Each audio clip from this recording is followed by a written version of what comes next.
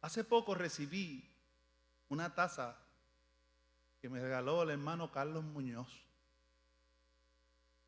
La tengo allí. La taza tiene una efigie que dice: warning, soy pastor. Todo lo que digas o hagas podrá ser usado en mi predicación. Así que dile que está a tu lado, cuídate. Aunque al leer el mensaje impreso en aquella taza me causó gracia al principio, como a ustedes, lo cierto es que esas palabras tienen un alto nivel de veracidad. Es que los ministros de Dios somos como los radares.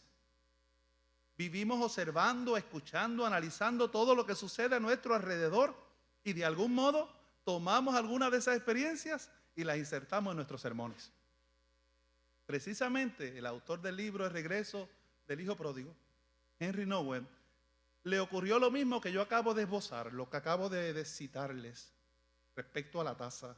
Él ve un lienzo en una pared, ese que ven allí, y sin premeditarlo quedó cautivado con aquella imagen que lo inspiró no solo para insertarla en una predicación, sino también para escribir uno de los libros más icónicos, encarnados e influyentes que yo haya leído, El regreso del hijo pródigo.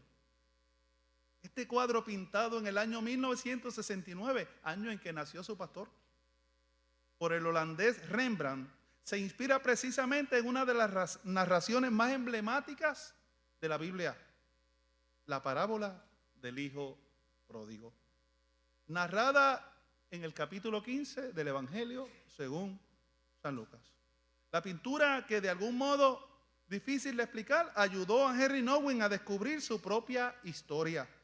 Así que cada pincelada, cada color, cada detalle desbordaba un mensaje, una emoción, una vivencia, una historia de la que se asió Nouwen, un padre ya anciano que abraza a su hijo menor todo andrajoso y puesto de rodillas ante él.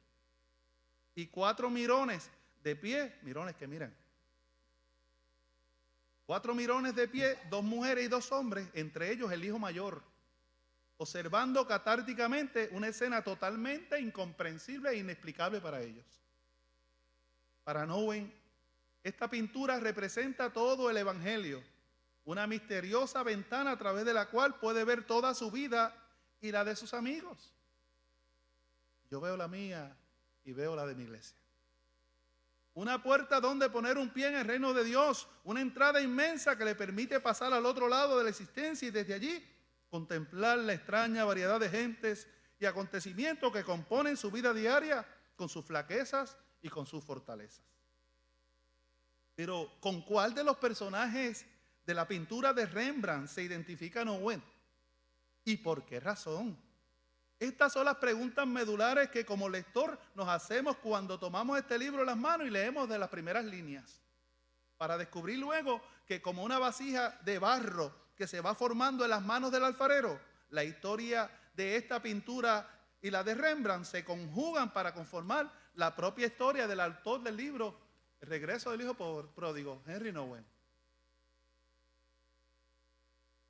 Por eso, al ver al joven arrodillado, siendo abrazado tan tiernamente y acercado al corazón del Padre, le hace recordar las múltiples veces en las que él mismo ha deshonrado a Dios, pecando una y otra vez. Quiero que sepan que Nouwen es un sacerdote holandés, o sea que es un ministro de Dios. Por eso, reconociendo su fragilidad y reconociendo que él también es pecador, él dice: yo soy el hijo pródigo. Nouwen sintió muy profundamente que aquel hijo perdido era él y que anhelaba regresar como él lo hacía, o como lo hacía aquel joven, para ser abrazado por el Padre. Por eso, al ver el joven de la escena, no lo juzga. No dice: oye, si está así es porque hizo esto y esto otro. Él no lo juzga, no lo critica, ni tampoco lo sentencia como solemos hacer nosotros los cristianos. Todo lo contrario. Acepta que el hijo menor pecó de forma visible. Su perdición es obvia, hermanos. Malgastó su dinero, su tiempo, sus amigos y su propio cuerpo. Lo que hizo estuvo mal. Lo supo su familia, lo supieron sus amigos y él mismo. Se rebeló contra toda moralidad y se dejó llevar por la lujuria y la codicia. No obstante, habiendo visto que toda aquella conducta caprichosa no le conducía más que a la miseria, el hijo menor reflexionó, volvió y pidió perdón. Estamos ante el clásico error humano que solo se soluciona de una manera clara con un paso de arrepentimiento genuino. Por eso se comprende y se simpatiza con él fácilmente, porque él mismo, el mismo autor, le ha fallado a Dios muchas veces, al prójimo y a sí mismo en innumerables ocasiones. Y se ha tenido que arrepentir, volverle al Padre para pedirle perdón y continuar con la vida y la vocación que Dios le había dado, el sacerdocio. Para mi sorpresa, Nowen también se vio reflejado en el hijo mayor, pues como señala, siempre procuró hacer las cosas correctamente y vivir una vida espiritual, moral y ética intachable para agradar a Dios y para agradar a la gente. No obstante, en muchas ocasiones el celo, la soberbia, la altivez y el orgullo se apegaban a su ser como una sanguijuela en el pantano, haciéndole creer que se merece el favor de Dios, cuando en realidad estaba más lejos. Sentimientos que como piezas del ego se van desmoronando cuando nos miramos en el espejo de nuestra propia existencia y descubrimos que más allá de lo que podemos observar, Dios mira lo que nadie ve. Dios mira el corazón. Esto nos enseña, hermanos, mis queridos, que a menudo pensamos que el extravío como actos que se ven y que son espectaculares. Sin embargo, el extravío del hijo mayor, es mucho más difícil de identificar, porque tiene una capa de justicia, tiene una capa de santidad. Al fin y al cabo, lo hacía todo bien. Era obediente, era servicial, cumplidor de la ley y muy trabajador. La gente le respetaba, le admiraba, le alababa y le consideraba un hijo modélico, un modelo para ellos. Aparentemente el hijo mayor no tenía fallos. Pero cuando vio la alegría de su padre por la vuelta de su hermano menor, un poder oscuro salió de su luz, un poder oscuro salió de su corazón, un poder oscuro salió de su alma. De repente aparece la persona resentida, orgullosa, severa y egoísta que estaba escondida y con los años se había hecho más fuerte y poderosa. Por eso, analizando la conducta de los hermanos, resaltada con un matiz muy intenso de los colores y el brillo en el rostro de ambos hijos y lo opaco de los otros personajes, descubro que Nowen, al ver eso, ve su propia luz interior y se pregunta, ¿qué hará más daño? ¿La lujuria del hijo menor o el resentimiento del hijo mayor? Hay mucho resentimiento entre la iglesia y los justos y los rectos. Mi alma alaba a Dios. Hay mucho juicio, condena, prejuicio entre los santos. Hay mucha ira entre la gente que está tan preocupada por evitar el pecado. Por eso, al verse a sí mismos insertados en la pintura, concluye: me hice menos libre, menos espontáneo, menos jovial y cada vez más era considerado una persona a la que apenas conocía. En conclusión, a la que llega Nowen, nos hace ver que hay muchos hijos e hijas mayores que están perdidos a pesar de estar en casa, a pesar de estar en la iglesia. Mi alma te adora, Dios.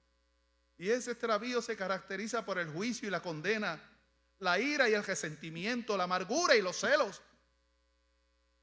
Lo que es tan peligroso para el corazón humano, especialmente para los hijos de Dios. Pero todavía hay más, hermanos, en esta pintura, en esta interpretación que hace el autor de lo que acaba de ver. De esta pintura sigue brotando savia y miel. En su extensa y profunda contemplación, Nowen también descubre que había sido llamado para ser el padre. Un día un buen amigo suyo le dice: ha llegado la hora de reclamar tu verdadera vocación, ser un padre que puede acoger a sus hijos en casa sin pedirle explicaciones y sin pedirle nada a cambio. Aunque al principio se resistió Nowen al ver al padre ya anciano y el gesto de amor incondicional hacia aquel muchacho andrajoso, Nowen comprendió aquello para lo que él fue llamado. Percibió que la mayor parte de la gente que nos rodea no necesitan que sea un buen amigo o un buen hermano. Lo que necesitan es un padre capaz de reclamar para sí la autoridad de la verdadera compasión. Comprender que lo que entrega todo no pierde, que el que lo entrega todo no pierde, sino que gana. Y que el perdón es una de las armas de destrucción masiva más poderosas contra todo lo que se opone a la pura expresión del inmensurable amor de Dios. Providencialmente, el efecto de aquella pintura hizo que Nowen se viera reflejado en el hijo menor, después en el mayor y por último en el padre. De hecho, tras leer con absoluta conciencia lo que el autor plasmó quirúrgicamente en esas páginas, descubrí, mi alma te adora a Dios, que yo también soy el hijo menor, porque le he fallado a Dios 1001 veces. Las mismas veces que he tenido que regresar como hijo pródigo buscando que me cubra bajo la sombra de sus alas, añorando su perdón y aceptación. También soy el hijo mayor, porque en ocasiones he tomado la copa embriagante de la altivez y el orgullo y he mirado con desprecio sobre el hombro a algunos de mis coterráneos. Y también creo que estoy en el camino de ser como el Padre, porque el Espíritu de Dios y también los golpes de la vida me han enseñado a amar y a perdonar como lo ha hecho el Señor conmigo. Henry Nowen fue sorprendido por la pintura de un pintor reflejado en 3 personas. Y yo fui sorprendido por su historia inspirada en aquel cuadro de Rembrandt, pintura que fue inspirada en aquella espléndida parábola de Jesús. En esta historia, el perdón, la empatía y el amor se han entrelazado para hacer ver nuestra condición de hijos e hijas de Dios. Si no podemos perdonar, hermanos y hermanas, y ser empáticos con los que nos rodean y amar como Cristo ama, entonces no hemos entendido lo que significa entregarlo todo como lo hizo Jesús. Finalmente, Nowen concluye, una persona tiene que morir muchas veces y derramar muchas lágrimas para pintar un retrato de Dios con tanta humildad. Y yo me digo a mí mismo y le digo a la iglesia, que el Señor nos dé la sabiduría para hacer lo mismo, entregarlo todo sin esperar nada a cambio, amar aún lo que no merece ser amado y hacer como Cristo donde quiera que vayamos. Mientras pintamos el cuadro de nuestras vidas junto al Señor, descubramos la herencia maravillosa de lo que es el cristiano, de lo que es el lleno del Espíritu Santo, de lo que es caminar en su presencia. La gente se está perdiendo y nosotros estamos peleando entre nosotros. La gente necesita una iglesia unida y llena del poder del Espíritu Santo. ¡Ya está bueno! ¡Ya está bueno! Perdonen mi grito. Es de dolor, no es un regaño. Tenemos que amarnos. El enemigo tomará ventaja. Tenemos que vernos, no siempre arriba. De vez en cuando hay que estar debajo de la rueda para que otros nos pisen, para que otros nos humillen. ¿Cómo va a ser, pastor? ¿Sí? Ustedes no saben cuántas veces me han humillado a mí. Y cuántas veces he tenido que tragar fuerte y quedarme callado. Pero lo hago por amor al Padre, al Hijo y al Espíritu Santo. Y esta iglesia es una iglesia de Dios. He visto pocas iglesias como esta. Gente que ora de verdad. Gente que ayuna de verdad. Gente que ama a Dios de todo corazón. Pero el enemigo va a tomar ventaja si no nos perdonamos, si no nos amamos, si no buscamos el rostro de Dios con toda sinceridad. No importa el tiempo que lleves en la iglesia. No se trata de tiempo. No importa los dones y talentos que tengas. No se trata de dones y talentos. No se trata de posiciones ministeriales que tenga. Tampoco se trata de eso. Se trata de caminar como Cristo caminó. Vivir como Él vivió y amar como Él amó. Iglesia, yo no tengo duda de que Dios me trajo aquí. Y creo que será con lágrimas y será con llanto y será con dolor. Pero yo voy a ver la gloria de Dios en este lugar. Porque ustedes van a hacer lo mismo, van a caminar conmigo y juntos vamos de la mano hacia un propósito, el propósito eterno de Dios para esta congregación. Tienen un pastor que les ama y ustedes me aman a mí. ¿Qué es lo que nos hace falta? Tienen una iglesia y un templo precioso, pero el templo del corazón es más importante que el externo. Al externo se le daña el techo y liquea las aguas por donde quiera, pero que no liquee el tuyo por el desagrado, por raíces de amargura, por el desamor. Todo lo contrario, que sea un cobijo para aquel que esté herido y yo le pueda abrazar y como al hijo pródigo ponerlo en mi pecho y que él sienta los latidos del Señor en el corazón. Lo que más anhelo es hacerlo del pródigo, tener mi oído en el pecho del Señor y escuchar sus latidos, los latidos del Cristo crucificado y resucitado, que lo entregó todo por mí y lo entregó todo por ti. Aprendamos de esta parábola el lugar que nos corresponde y pongámonos en ese lugar y vivamos de la manera en que tenemos que vivir. Cada persona nos da una lección, nos da un mensaje y una enseñanza. Ahora depende de ti, iglesia. Yo he hecho en esta noche lo que tengo que hacer. Te he dicho lo que tengo que decirte. Ahora depende de ti, iglesia. La iglesia del Señor es amada por el Señor, pero el Señor al que ama disciplina y porque lo ama lo disciplina.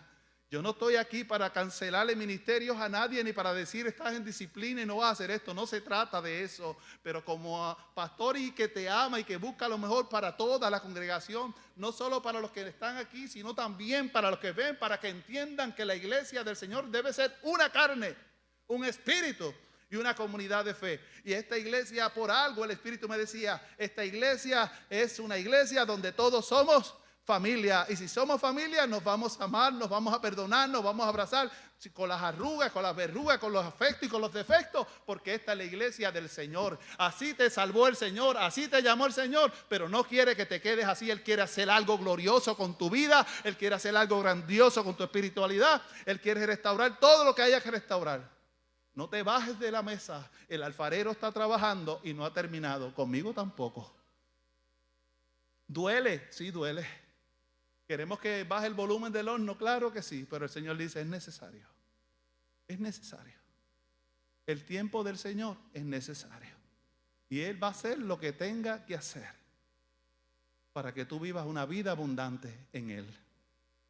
La iglesia del Señor es una iglesia que ama, que perdona, que tolera y que medita en las situaciones de la vida antes de abrir la boca.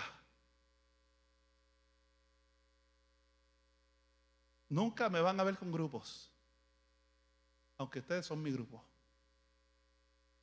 Nunca me van a ver decidiendo por un lado ni por otro. Voy a ir detrás de la justicia y que Dios me hable.